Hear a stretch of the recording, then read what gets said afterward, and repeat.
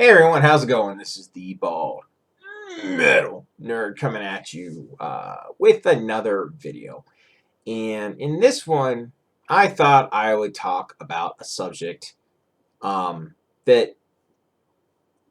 anyone who spent any amount of in IT is probably familiar with, and that is being on call. Now, I know there are other fields where you can be on call as well.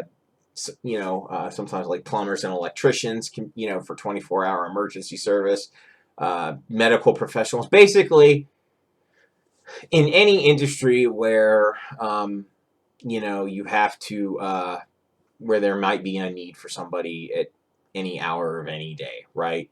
Now, I'm only going to talk about how it relates specifically to the IT industry and field. I don't know how it relates to those other fields, if it can be avoided. But you've seen from the title of this, in IT, it most certainly can be avoided, and I'm going to explain why, right? So, um, I've been doing IT now for 17 years. I'm probably up to like job number 10 at this point, I guess. I don't know. I've had a lot of roles, right? And some of them included on call, and some of them didn't. So, and during my time in the field, 17 years of it now, I have known a lot of IT professionals, and a lot of them just kind of seem resigned to the fact that being on call is just part of being an IT and is normal. Um, I see where that attitude comes from, because a lot of roles have it. However, that's total fucking horseshit. Let me explain why. You know, Basically, being on call is, to me, completely unacceptable. And the only time I will do a role that has on call is when I'm out of work and I'm desperate, right? Then I'll do it. But if I'm working, if during the interviewing process I find out that there's on call, I just remove myself from consideration at that point because I don't want to deal with it. In fact, one of my friends actually said to me, how much money would it take for you to basically be on call 1 week a month, and you knew you had to do the job at least 3 years? How much money would that job have to pay you for you to do it?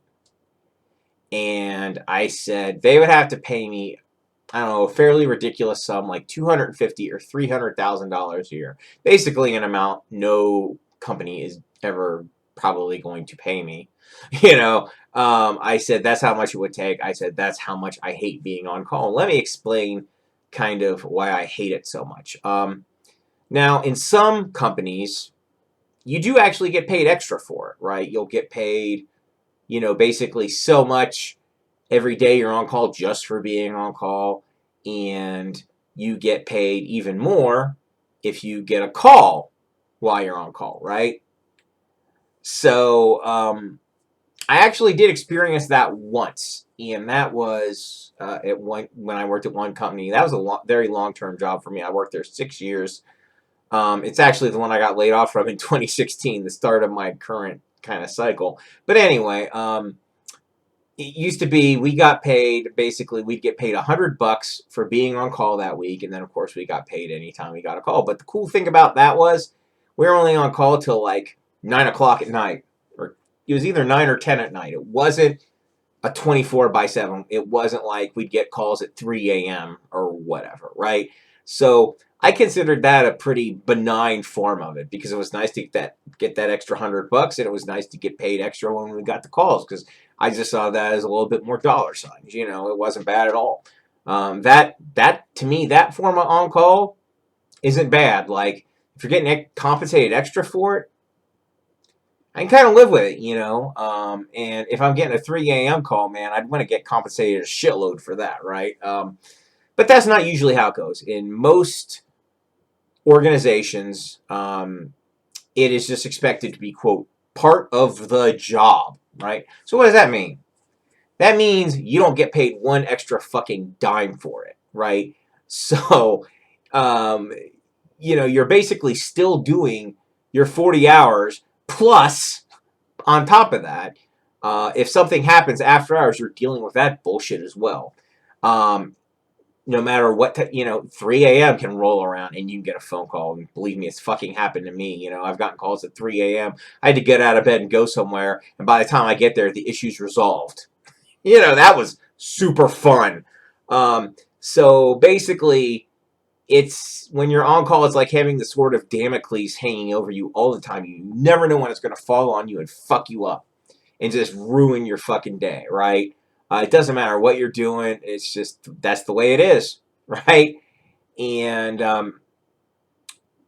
so many people just accept this. I don't. That's why like I said, when I'm working, I only take jobs that have on-call. In fact, when I'm interviewing for jobs that have the on-call requirement, if I have a job, right, at that time, I will actually tell the interviewer, I've quit jobs before because of the on-call requirement. And that usually just takes me right the fuck out of the running, which is all fine and good because I don't want to deal with that shit. I refuse if I have a choice. And it's not like I said, not required. What companies could do, right? And this is very possible to do with like managed services or whatever, is have basically a follow the sun type of support model, right? Where,